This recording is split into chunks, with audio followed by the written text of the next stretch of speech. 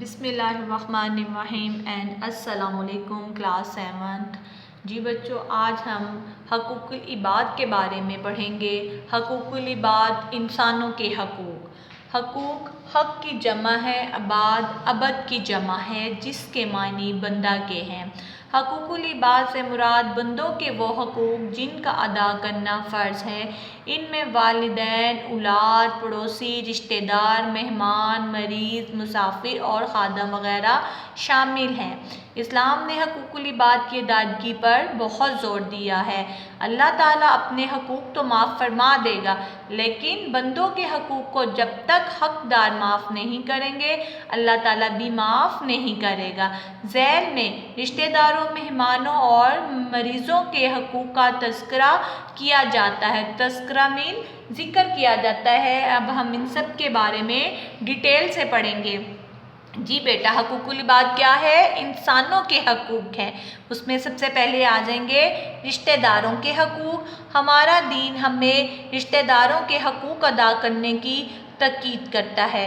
اگر رشتہ دار مالی لحاظ سے کمزور ہوں تو ان کی مالی مدد کرنا، بیمار ہو جائیں تو ان کی عیادت کرنا، عیادت مینس ان کی خبر پوچھنا، اور غم اور خوشی کے موقع پر ان کا ساتھ دینا اور ان کی دیگر ضرورتوں کا خیال رکھنا رشتہ داروں کے حقوق ہیں۔ اللہ تعالیٰ نے رشتہ داروں کے حقوق ادا کرنے کا حکم دیا ہے۔ اللہ تعالیٰ کا ارشاد ہے، وَآتِ ذِی الْقُرْبَىٰ حَقَّهُ، اور رشتہ داروں کو ان کا حق دو۔ رشتہ داری جوڑنے سے اللہ تعالیٰ انسانوں کے رزق میں فراخی اور وسعت پیدا کر دیتا ہے۔ فراخی مینس خوشحالی، وسعت کے ان کا رزق بڑھا دیتا ہے، زیادہ کر دیتے ہیں اللہ تعالیٰ ان لوگوں کا رزق جو اپنے رشتہ داروں کا خیال رکھتے ہیں، اور رشتہ داری کا خیال رکھنے والے کی عمر میں بھی اضافہ ہوتا ہے کہ اس کی عمر لمبی، اس کی زندگی میں بھی اضافہ ہو جاتا ہے۔ رشتہ داری اور صلہ رحمی اختیار کرنے والوں کے رزق اور عمر میں بے انتہا برکت اور اضافہ ہوتا ہے، اور قطع رحمی کرنے والے کا رزق کم ہو جاتا ہے۔ قطع رحمی جو رشتہ داروں سے تعلق توڑ دیتے ہیں، جو اپنے رشتہ داروں کا خیال نہیں رکھتے، تو ان کا اللہ تعالیٰ کیا کر دیتے ہیں؟ رزق کم کر دیتے ہیں۔ نبی کریم صلی اللہ علیہ وسلم نے فرمایا کہ جس کو یہ پسند ہو کہ اس کی روزی میں وسعت اور اس کی عمر میں برکت ہو، تو اس کو چاہیے کہ صلہ رحمی کرے، کہ صلہ رحمی مینس اپنے رشتہ داروں سے اچھا سلوک کرے۔ آپ صلی اللہ علیہ وسلم نے رشتہ داروں سے تعلق توڑنے سے منع کیا ہے۔ آپ صلی اللہ علیہ وسلم کا ارشاد گرامی ہے، لا يدخل الجنۃ قاطع، رشتہ داروں سے تعلق توڑنے والا جنت میں داخل نہ ہوگا۔ یہ ہمارے پیارے نبی صلی اللہ علیہ وسلم کا ارشاد ہے۔ اس لیے ہمیں اپنے رشتہ داروں کے ساتھ اچھے سلوک سے پیش آنا چاہیے، ان کے حقوق کا ہمیں خیال رکھنا چاہیے۔ رسول اللہ صلی اللہ علیہ وسلم کی مبارک زندگی قیامت تک امت کے لیے بہترین عملی نمونہ ہے۔ پیارے نبی صلی اللہ علیہ وسلم کی زندگی قیامت تک ہمارے لیے ایک بہترین مثال ہے۔ نبی کریم صلی اللہ علیہ وسلم نے اپنے قربت داروں کے ساتھ حسن سلوک فرماتے، رسول کریم صلی اللہ علیہ وسلم اپنے قرابت داروں کے ساتھ حسن سلوک فرماتے، ان کی خبر گیری فرماتے، ان کی مالی مدد کرتے، ان کے کام آتے، ان کی ضرورتوں کا خیال رکھتے، خبر گیری دیکھ بھال کرتے۔ روایت ہے کہ حضور صلی اللہ علیہ وسلم کی رضائی بہن حضرت شمیہ رضی اللہ عنہ جب ملنے آتی تو آپ صلی اللہ علیہ وسلم کھڑے ہو جاتے، اپنی چادر مبارک بچھا دیتے اور انہیں اس پر بٹھاتے۔ جب تک رہتی حضور اکرم صلی اللہ علیہ وسلم صرف ان سے باتیں کرتے، اپنا کار مبارک انہی کی طرف کیے رکھتے۔ جب جانے لگتی تو سواری پر سوار ہونے میں مدد کرتے، تحفے دے کر رخصت کرتے، دور تک چھوڑنے جاتے۔ جی بیٹا یہ دیکھیں پیارے نبی صلی اللہ علیہ وسلم کی ہمارے لیے کتنی اچھی مثال ہے. ان کی رضائی بہن منہ بولی بہن جب آتی تو آپ ان کے لیے اب کھڑے ہو جاتے, اپنی چادر مبارک بچھاتے, جب تک وہ رہتی آپ انہی کے ساتھ باتوں میں مصروف رہتے کہ آپ کی پوری توجہ ان کی باتوں کی طرف ہوتی تھی. جب وہ جانے لگتی تو آپ خود ان کے ساتھ اٹھ کے کھڑے ہوتے اور ان کو سواری تک چھوڑ کر آتے اور انہیں تحفے تحائف دے کر بھیجتے, رخصت کرتے بھیجتے. جی بیٹا اب اس کے بعد ہے مہمانوں کے حقوق. اسلام نے مہمانوں کو اللہ تعالیٰ کی رحمت قرار دیا ہے. اللہ تعالیٰ نے ہمارے اسلام نے کیا کہا ہے کہ جو مہمان ہے, جب مہمان ہمارے گھر آتے ہیں تو وہ کیا ہے, اللہ تعالیٰ کی رحمت بن کر آتے ہیں اور ان کے حقوق ادا کرنے کی تاکید کی ہے. ہمارے پیارے نبی حضرت محمد صلی اللہ علیہ وسلم بے حد مہمان نواز تھے. آپ صلی اللہ علیہ وسلم کے گھر میں جب بھی کوئی مہمان آتا تو آپ صلی اللہ علیہ وسلم اس کی خوب خدمت کرتے, اس کی ضرورتوں کا خیال رکھتے, اس کی کسی بات کا برا نہ مناتے, اسے عزت و تکریم سے رخصت کرتے. آپ صلی اللہ علیہ وسلم کا ارشاد ہے جو کوئی اللہ تعالیٰ اور آخرت کے دن پر ایمان رکھتا ہو اس پر لازم ہے کہ مہمان کا احترام کرے. مہمان نوازی تمام انبیاء کرام علیہ السلام کی سنت ہے. حضور اکرم صلی اللہ علیہ وسلم کی زندگی مہمان نوازی جذبہ اظہار اور قربانی کا بہترین نمونہ ہے. خود بھوکے رہتے اور دوسروں کو کھلاتے, کئی دن تک گھر میں فاقے رہتے, چولہا نہ جلتا لیکن سائل کبھی اس در اکثر سے خالی نہ گیا. سائل سوال کرنے والا کوئی مانگنے والا آتا, در اکثر آپ صلی اللہ علیہ وسلم کا پکیزہ گھر. آپ صلی اللہ علیہ وسلم کے دروازے پر اگر کوئی سائل بھی آ جاتا تو وہ آپ کے گھر سے کبھی خالی نہیں گیا تھا.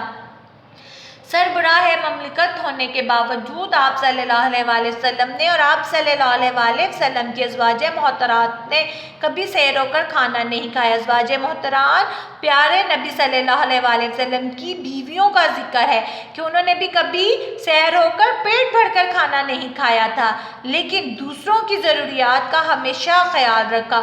ایک دفعہ ایک بھوکا شخص بارگاہ رسالت آپ صلی اللہ علیہ وسلم میں حاضر ہوا. حضور اکرم صلی اللہ علیہ وسلم سے اپنی حاجت بیان کی. اس وقت آپ صلی اللہ علیہ وسلم کے گھر پانی کے علاوہ کچھ نہ تھا. ایک صحابی رضی اللہ عنہ نے اسے اپنے ہاں مہمان ٹھہرا لیا. گھر پہنچے تو معلوم ہوا کہ کھانا صرف بچوں کے لیے کافی ہے. انہوں نے اپنی بیوی سے کہا کہ بچوں کو بہلا کر بھوکا سلا دے اور جب مہمان کے ساتھ کھانا شروع کر دیا جائے تو کسی طرح سے چراغ بجھا دینا تاکہ مہمان یہی سمجھیں کہ ہم کھانے میں شریک ہیں. ایسا ہی کیا گیا. مہمان نے پیٹ بھر کر کھانا کھایا اور میزبان بھوکے رہ گئے. اگلے دن رسول اللہ صلی اللہ علیہ وسلم نے ان صحابی سے فرمایا کہ تمہاری مہمان نوازی اللہ تعالیٰ کو بہت پسند آئی. ہمیں بھی چاہیے کہ ہم مہمانوں کو خندہ پیشانی کھلے دل سے خوش آمدید کہیں, انہیں اللہ تعالیٰ کی رحمت سمجھیں, ان کی خدمت کرنے میں کوتاہی نہ کریں, غفلت نہ کریں. مہمان کو بھی چاہیے کہ میزبان کو کسی ایسی فرمائش نہ کرے کہ جس سے وہ پریشان ہو. اس کے ہاں زیادہ دن قیام نہ کرے. قیام کے دوران کوئی ایسی حرکت نہ کرے جس سے میزبان کی عزت پر حرف آتا ہو یا اس کے لیے پریشانی کا باعث ہو. مہمان نوازی اسلامی معاشرے کا حسن ہے. ہمیں چاہیے کہ اس حسن کو برقرار رکھیں. جی بیٹا مریضوں کے حقوق. اب نیکسٹ کیا ہے؟ مریضوں کے حقوق. ایک مسلمان کا دوسرے مسلمان پر حق ہے کہ جب وہ بیمار پڑ جائے تو اس کی عیادت کرے, اس کی خبر گیری کرے. بیماروں کی خدمت کرنا اور ان کی دیکھ بھال کرنا, ان کے علاج معالجے میں مدد کرنا اور ان کی شفا یابی کے لیے اللہ تعالیٰ سے دعا کرنا ان کے حقوق ہیں جن کا خیال رکھنا فرض ہے. حدیث قدسی ہے کہ قیامت کے دن اللہ تعالیٰ فرمائے گا کہ ابن آدم میں بیمار تھا, تو نے میری عیادت نہیں کی. بندہ کہے گا پروردگار آپ ساری کائنات کے رب ہیں, بھلا میں آپ کی عیادت کیسے کرتا؟ اللہ تعالیٰ فرمائے گا کہ میرا فلاں بندہ بیمار تھا اور تو جانتا تھا مگر تو نے اس کی عیادت نہ کی. اگر تو اس کی عیادت کرتا تو مجھے وہیں پاتا۔ دیکھیں بیٹا اللہ تعالیٰ نے خود کتنی بڑی ہمارے سامنے یہ مثال ہے کہ ایک بیمار کی عیادت کرنا کتنا ہمارے لیے ضروری ہے، کہ اگر ہم بیمار کی عیادت کرتے ہیں تو اللہ تعالیٰ اسی جگہ ہم اللہ تعالیٰ کو پائیں گے۔ اس میں بڑا بہت زیادہ ثواب ہے کسی بیمار کی، مریض کی دیکھ بھال کرنا، اس کے بارے میں پوچھنا، یہ اللہ تعالیٰ نے ہم پہ، یہ ہمارا فرض ہے۔ بیماروں کی عیادت کرنے والوں کے لیے اللہ تعالیٰ کے فرشتے دعا گو رہتے ہیں، مطلب کہ اللہ تعالیٰ کے فرشتے دعا مانگتے ہیں اس کے لیے جو بیمار کی عیادت کرتا ہے، دیکھ بھال کرتا ہے۔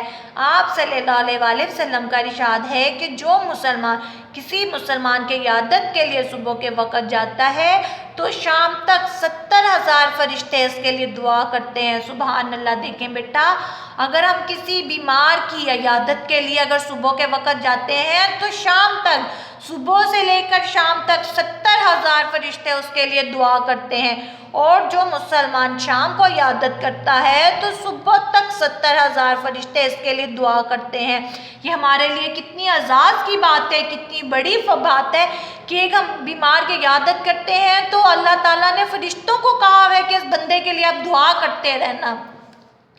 بیمار لوگوں کی عیادت کرنے سے اللہ تعالیٰ کی رحمتوں کا نزول ہوتا ہے، عیادت کرنے والے کے گناہ مٹ جاتے ہیں، اللہ تعالیٰ کی نورانی مخلوق، روشن چمکدار مخلوق عیادت کرنے والے کے لیے دعائے مغفرت کرتی رہتی ہے۔ ہمیں چاہیے کہ ہم مریضوں کی عیادت کے لیے ضرور جائیں، ہو سکے تو ان کے لیے پھولوں کا تحفہ لے کر جائیں، ان کو حوصلہ دیں، ان کی خدمت کریں اور ہمدردی سے پیش آئیں۔ اگر انہیں مالی ضرورت پیش ہو تو اپنی طاقت کے مطابق پوری کر دی جائے۔ سب سے بڑھ کر یہ کہ اللہ تعالیٰ سے ان کی شفا یابی کے لیے دعا کریں اور ان کے پاس زیادہ دیر نہ بیٹھیں تاکہ انہیں تکلیف نہ ہو۔ جی 7th کلاس، ابھی ہم نے حقوق العباد کی پڑھائی کی ہے۔ اب میں آپ کو اس کے خط کشیدہ الفاظ بتاؤں گی، آپ نے ان کو لکھ کر دیکھنا ہے، ان کی پڑھائی کرنی ہے۔ سب سے پہلے ہے تذکرہ، نمبر 2 پہ آ جائیں۔